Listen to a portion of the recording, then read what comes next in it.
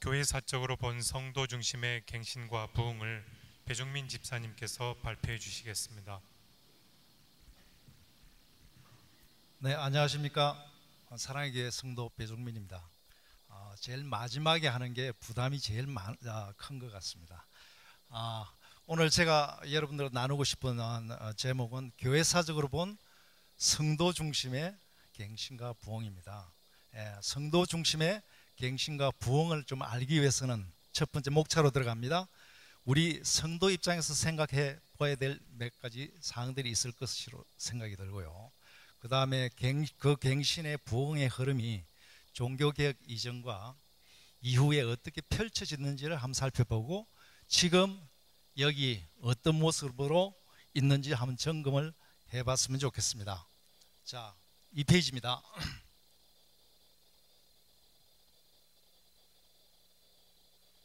네, 성도 입장에서 생각해 볼 때 제가 몇 가지 질문을 만들어 봤습니다. 질문 4개를 만들어 봤는데 첫 번째 질문은 이겁니다.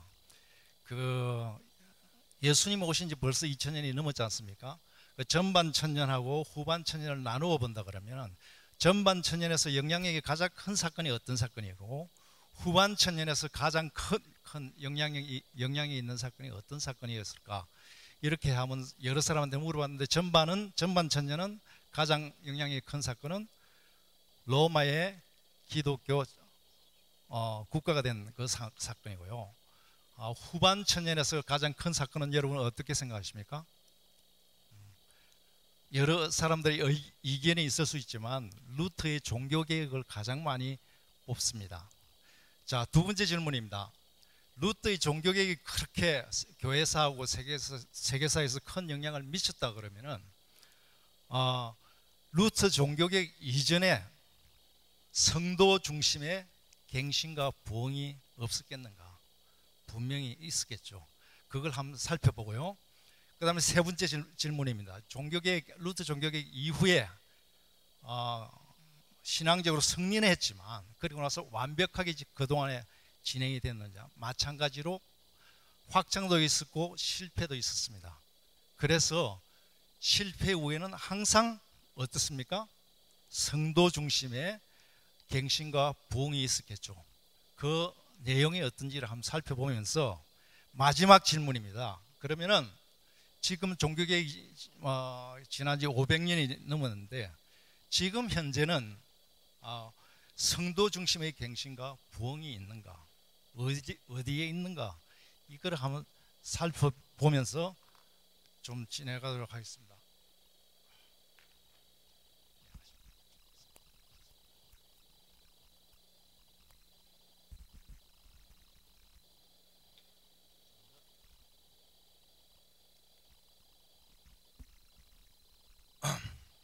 그 다음에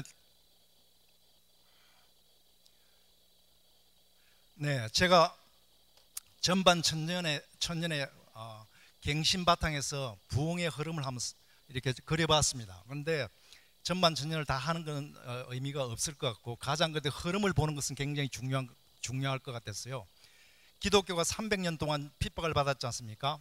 그동안은 갱신 바탕 위에서 부흥이 있었습니다. 그리고 기독교가 로마 제국의 공인을 받으면서 양적으로는 굉장히 성장을 했지만 정치와 결탁하면서 굉장히 쇠퇴의 길로 내려갔죠. 그 전반 천년 동안에 교회 내에서 갱신의 시도들이 몇 번 있었습니다만 별로 성공하지 못하고 그냥 전반 천년이 넘어갔습니다.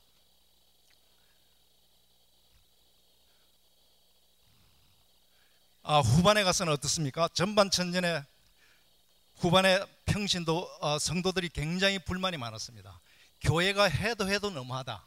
정말 교회가 썩어서 정말 도저히 참을 수가 없고 교회 지도자들 죄 때문에 도저히 참을 수가 없다. 그래서 사람들이 어떤 생각을 갖고 있습니까? 정말 성경이 어떻게 써져 있는지를 굉장히 욕구가 굉장히 많았습니다. 또 그 이후에 개혁의 흐름이 계속되면서 루터의 종교개혁이 성공을 했습니다. 그 내용을 자세히 한번 살펴보도록 하겠습니다. 종교개혁 이전에 그때 아까 말씀드린 대로 성경을 알고 싶은 그런 욕구들이 굉장히 많이 일어났는데, 그 당시 성경은 어떻게 되어 있었습니까? 그 당시 쓰지도 않은 라틴어였습니다. 라틴어였기 때문에 일반 성도들은 접근이 불가능하고 오직 몇 사람의 성직자들만 성경을 볼 수가 있었습니다. 그래서 그 사람들이 성경을 자국으로 번역하고자 하는 그런 욕구들이 많았습니다. 그런데 1100년도 들어가면은 피터 발도라는 프랑스 리옹의 의류 사학가입니다. 돈을 많이 벌었습니다. 돈을 많이 벌었는데 이 사람이 굉장히 영적으로 갈급해서 성경을 번역하기를 원했습니다. 번 돈을 가지고 두 사람이 사제를 썼습니다. 그래서 같이 성경 번역을 합니다. 자국으로 번역을 합니다. 자국으로 번역해서 보고 나서 너무나 많이 놀래고 회심하고 삶이 바뀝니다. 그래서 자기가 번 돈에 부동산은 자기 가족들한테 주고 동산은 거기 못 사는 리옹에 있는 사람들한테 다 나눠줍니다. 그리고 나서 두 사람씩 평신도를, 성도를 순회 설교를 보냅니다. 그런데 엄청나게 많은 사람들이 지금 몰려옵니다. 그게 발도파라는 게 생겼습니다. 그래서 피터 발도가 교황청으로 방문합니다. 교황한테 이 평신도 순회 설교를 할 수 있도록 허락해달라고 부탁을 했습니다. 교황청에서 허락하겠습니까? 절대 안 하죠. 그 다음에 이단 처리합니다. 그리고 핍박합니다. 리온에 있지 못하고 이 사람들의 핍박을 피해서 어디로 갑니까? 알프스로 갑니다. 알프스로 가고 22개 유럽 나라에 다 흩어집니다. 이 뜨거운 열정이 어디까지 갑니까? 영국으로 갑니다. 영국으로 가서 영국에도 똑같은 개혁 열정이 있었습니다. 그때 영국에서 옥스퍼드 대학의 교수가 있었죠.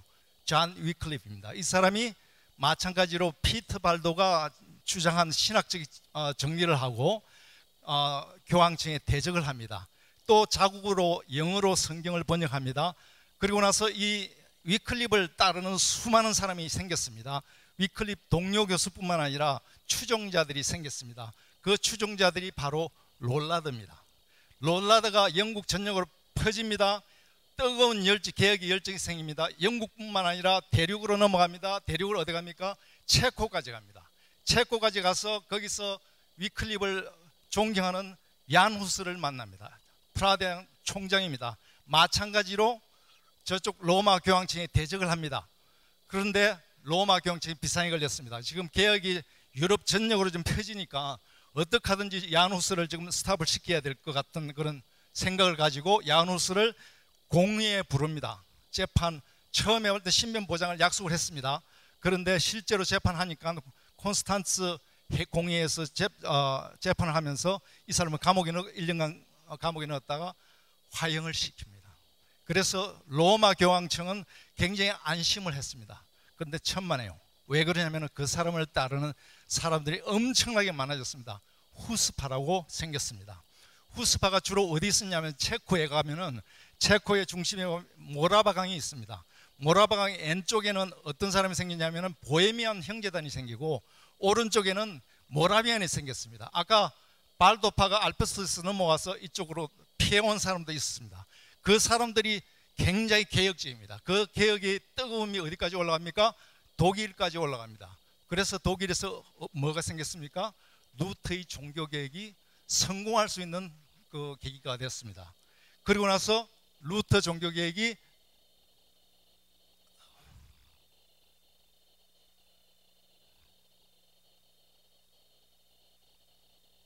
루터 종교개혁 이후로 정말 개신교가 확장이 됐습니다. 100년간 굉장히 유럽 대륙으로 전체적으로 퍼졌습니다. 그러나 분리와 분열을 거듭하면서 100년 후에는 하나님을 믿는 카톨릭하고 개신교가 전쟁을 일으킵니다. 전쟁이 나서 거기서 수많은 사람이 죽습니다. 독일의 남자들이 얼마나 죽습니까? 40%가 죽습니다. 그런데 전쟁은 얼마 동안 계속됐죠? 네, 30년간 계속됐는데 독일의 남자들이 40% 죽습니다. 그래서 독일에서는 그쪽 유럽 대륙에서는 기독교가 더 힘을 못 씁니다. 더구나 그 시대 사조가 어떻게 되죠? 합리주의, 계몽주의, 과학주의, 이성주의하고 그때 사조하고 만나면서 기독교가 굉장히 쇠퇴합니다. 그러나 어떻습니까? 항상 그렇죠. 예, 성도들은 말씀을 중심으로 한 사람들은 절대 포기하지 않죠. 아까 말씀드린 데 있죠. 체코에 있던 그런 모라비안 중심으로 있은 사람들이 밑에 있는 합스부르크에서 핍박을 받아가지고 점점 북쪽으로 갑니다. 북쪽으로 독일까지 갑니다. 독일에서 어느 지역에 정착을 합니다. 그 지역이 헤른후트라는 동네입니다. 그 영주가 누구죠? 그 유명한 진진도르프 백작입니다. 이 사람이 그 그룹의 지도자가 됩니다. 지도자가 되어서 여러 교파 사람들이 다 몰립니다. 그런데 그 사람들이 몰렸을 때 어떻게 됩니까? 신학적 논쟁 때문에 굉장히 힘듭니다. 그래서 최초의 에큐메니칼이 거기서 생긴 거나 마찬가지죠. 그래서 진진도르프가 신학적 논쟁을 피하고 성경에만 집중하고 특별히 십자가만 집중하도록 합니다. 그리고 일부 모라비안들은 교파를 원했습니다. 그러나 진진도르프는 교파를 세워서는 안 되고 교회 안에 교회를 강조를 했습니다. 그리고 성경을 가지고 다락방이 시작이 됐습니다. 서로 가르칩니다. 그리고 회심을 굉장히 강조를 합니다. 그리고 또 기도의 열정을 가지고 열심히 합니다. 처음에 성도 24명이 24시간 7일 동안 연결되는 체인 기도를 했습니다. 여자 성도들이 24명이 조인했습니다. 애들도 조인했습니다. 많은 사람이 조인하고 기도가 계속 체인 기도가 계속됐습니다. 몇 년간 계속됐을까요? 100년간입니다. 100년간입니다. 그 기도 열정 때문에 중간에 선교하고 선교의 열정을 갖고 있는 사람들이 여러 사람이 생겼습니다. 유럽 전역하는 신대륙까지 갑니다. 그때 가장 큰 사건이 뭡니까? 예, 이 모라비안 형제들 중에서 피트 벨라라는 사람이 영국으로 갑니다. 영국에서 그 유명한 영적인 거장인 존 웨슬리하고 조지 위필드를 만납니다. 특히 존 웨슬리는 자기가 모라비안을 만나서 진정으로 회심을 했다고 합니다. 그동안에는 정말 종교적인 행위만 했는데 진정으로 모라비안을 만나서 자기가 변화됐다고 이야기를 했습니다. 그래서 영국이 변화가 있습니다. 영국이 대각성이 일어납니다.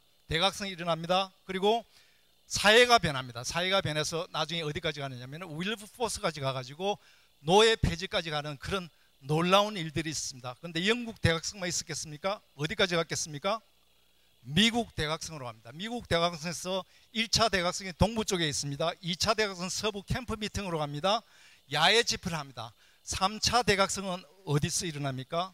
주로 평신도 성도 중심으로 일어납니다.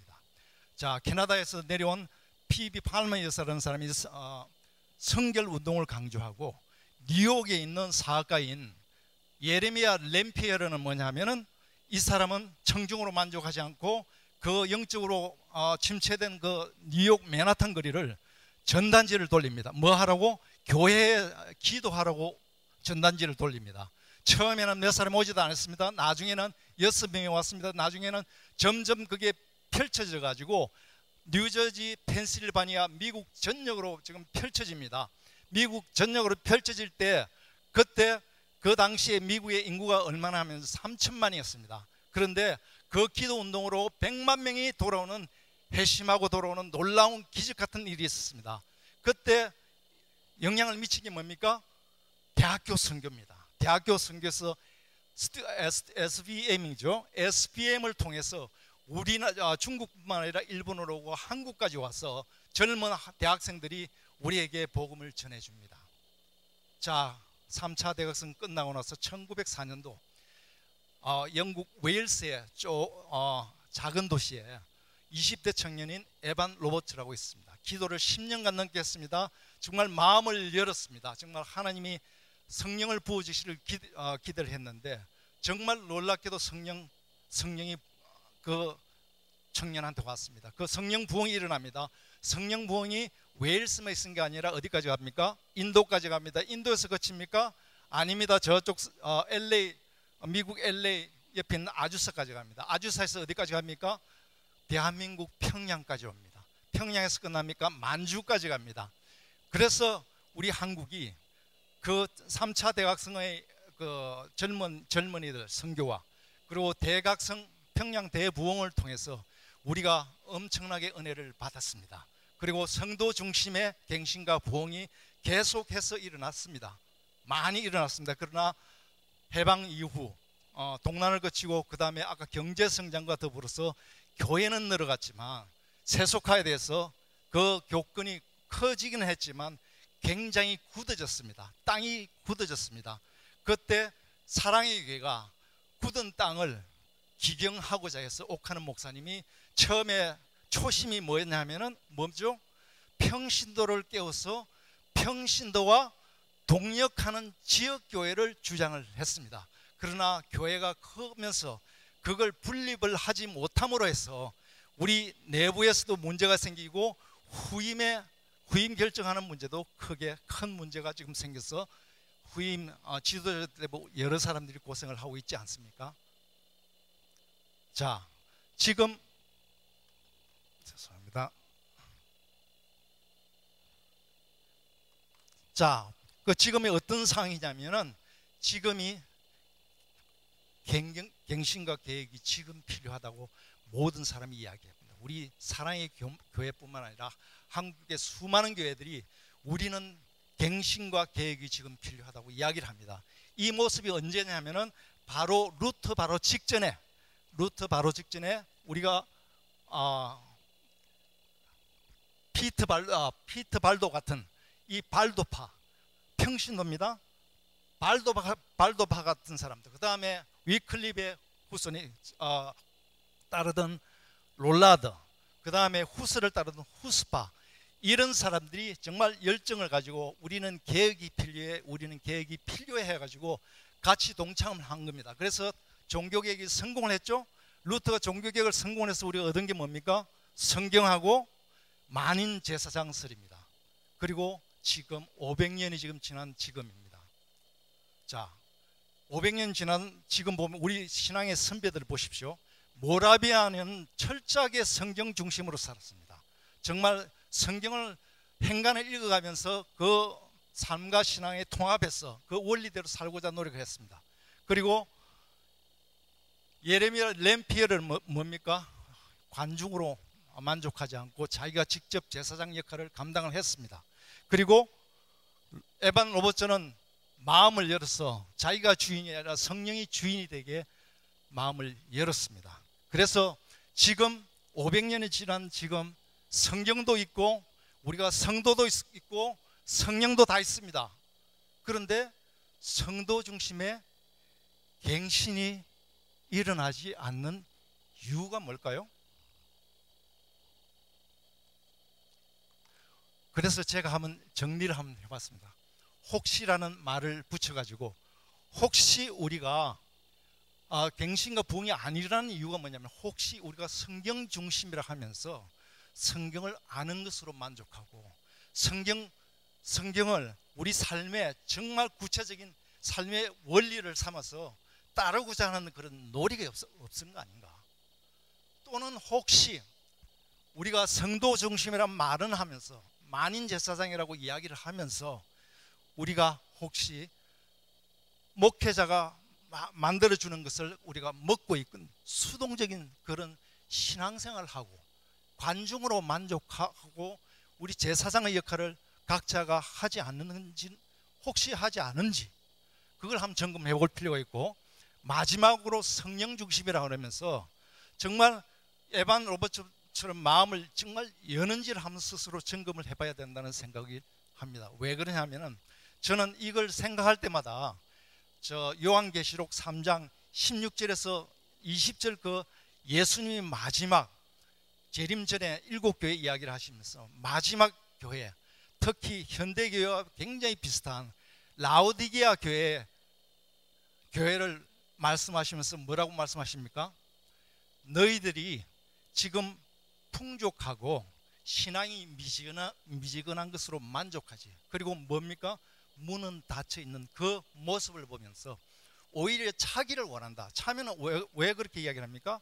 차면은 처음부터 다시 시작할 수 있는데 미지근한 어중간한 신앙을 가지고 자기가 종교주의 생각을 가지고 문을 닫고 있는, 예수님이 지금 문을 두드리고 있는데 문을 닫고 있는 그 모습을 보고 예수님 뭐라고 그러십니까?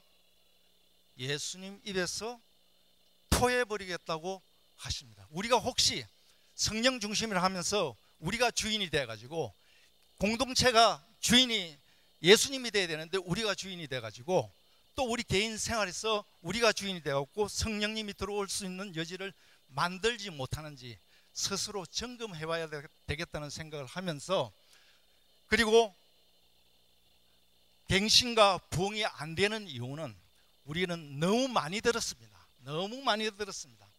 정말 외침은 명사지 동사가 아닙니다.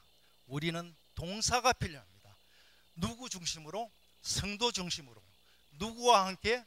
개혁적인 목사님과 함께 동력하면서 주님이 우리한테, 우리 사랑의 교회, 특별히 우리 사랑의 교회에 맡겨주신 그 갱신과 부흥을 성도 중심으로 이렇게 내야 되지 않을까, 이렇게 생각하면서 마치겠습니다. 감사합니다.